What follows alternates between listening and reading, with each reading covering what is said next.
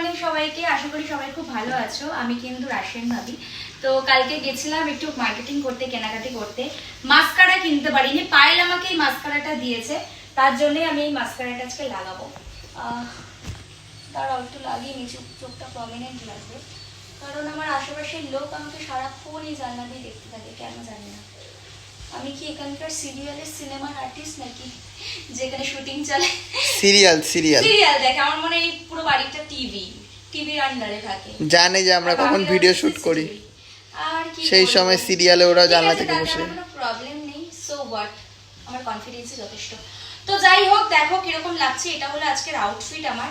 আজকে একটা photo shoot করছিলাম, মানে ফটো তুলছিলাম, অনেক দিন ধরেই ভাবছিলাম একটু ভালো ভালো কিছু ফটো তুলবো। প্রত্যেক দিনই কোনো না কোনো শুট করতে থাকছি, কোনো না কোনো ফটো তুলতে থাকছি। তো সেই জন্য ভাবলাম আজকে একটু আউটফিটটা চেঞ্জ করি। তো সেই জন্যই আমি বেসিক্যালি এটা করলাম। তো আমি পিছনে একটা পিঙ্ক কালারের দিয়েছি। দেখো তোমার চুলটা যদি একটু পিঙ্ক হতো তাহলে কিরকম লাগতো। আমি তো পুজোর হেয়ার কালার লুক মানে চেঞ্জ করে দিয়েছি, চুলটাকে অনেক ছোট করে দিয়েছি। দেখো, এই দেখো, আবার কিছুটা চেঞ্জ হবে।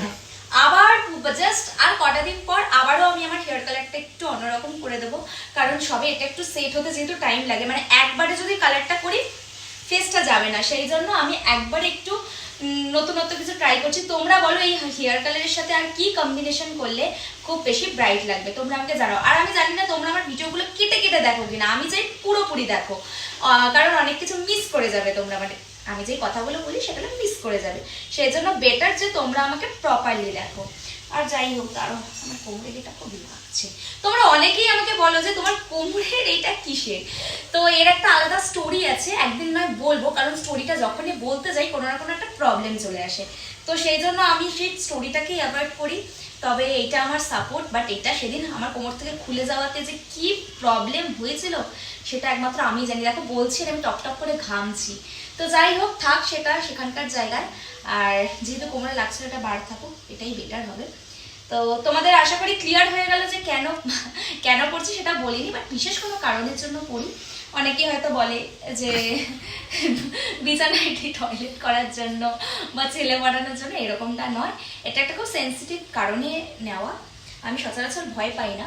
তো যাই হোক, আমি এরকম টপ টপ করে ঘামছি কেন, এত গরম তো নেই বাইরে, তাও আমার টপ টপ করে জল পড়ছে। তোমরা শুধু দেখো আমাকে, ঠিক আছে? আমি চাই ক্যামেরাটা একটু জুমও করে আমাকে একটু ভালো করে দেখো, যে আমার পুরো ফেস দেখো, পুরো পুরো টপ টপ টপ করে ঘামছে।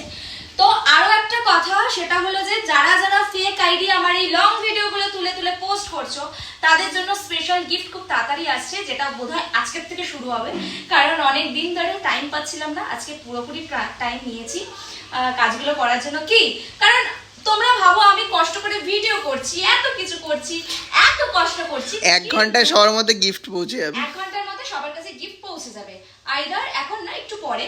বাট সত্যি কথা বলতে আমি অ্যালার্ট করেছি, অ্যালার্ট কেউ শোনোনি।